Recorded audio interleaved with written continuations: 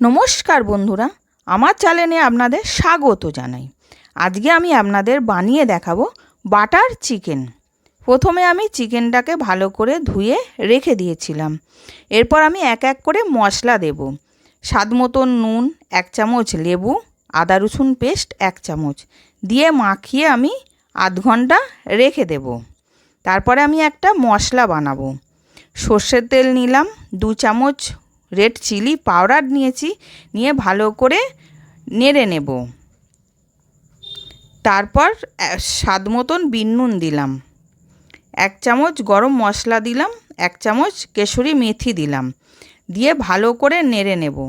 এরপর আমি 2 চামচ টক দই দিয়ে দিলাম, দিয়ে ওটাকে ভালো করে মিশিয়ে নেব। তারপরে আমি চিকেনটাকে চিপে জল ঝরিয়ে মশলাটার সাথে মাখিয়ে নেব তন্দুরির জন্যে।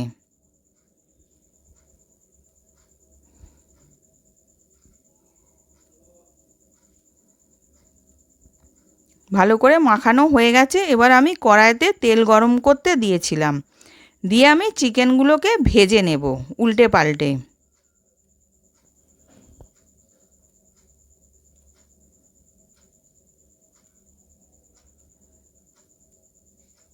এবার আমি চিকেনগুলোকে উল্টে দিলাম।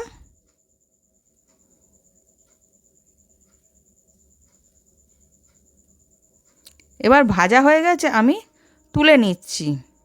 তারপর আমি একটা মশলার জন্যে কড়াইতে 1 চামচ বাটার দিলাম, টমেটো কুচি দিলাম, পেঁয়াজ দিয়ে দিলাম, তারপর 1 মুঠো কাজু বাদাম দেব, দিয়ে আমি একটু ভেজে নেব।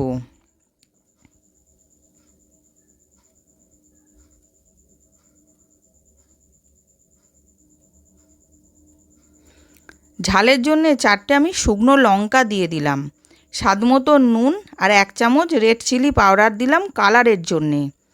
এবার আমি ভালো করে নেড়ে নেব। নেয়ার পর আমি জল দিয়ে দেব সেদ্ধ হওয়ার জন্যে।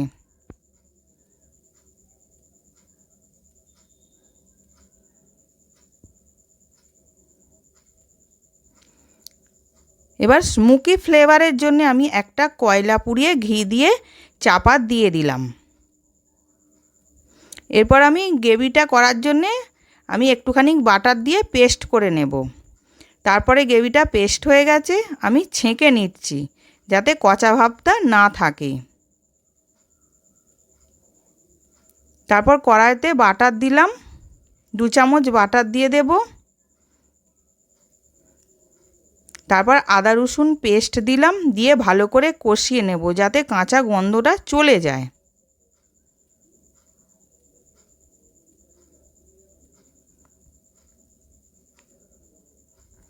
তারপরে কালারের জন্য আমি রেড চিলি পাউডার দিলাম, দিয়ে ওটাকেও নেড়ে নেব।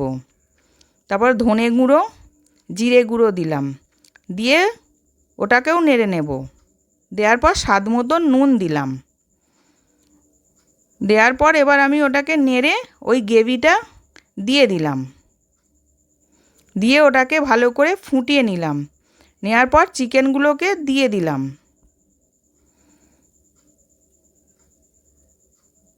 দিয়ে চিকেনটা ভালো করে ফুটে যাবে। তার মধ্যে আমি কিছু মশলা দেব। প্রথমে 1 চামচ মধু দিলাম, 1 চামচ কেওড়া জল দিলাম, কেশরি মেথি দিলাম 1 চামচ, আর ছোটো এলাচ গুঁড়ো 1 চামচ দিলাম, দিয়ে ওটাকে ভালো করে মিশিয়ে নেব। নেওয়ার পর আমি ফ্রেশ ক্রিম দিয়ে দিলাম 2 চামচ, দেওয়ার পর ওটাকেও মিশিয়ে নেব।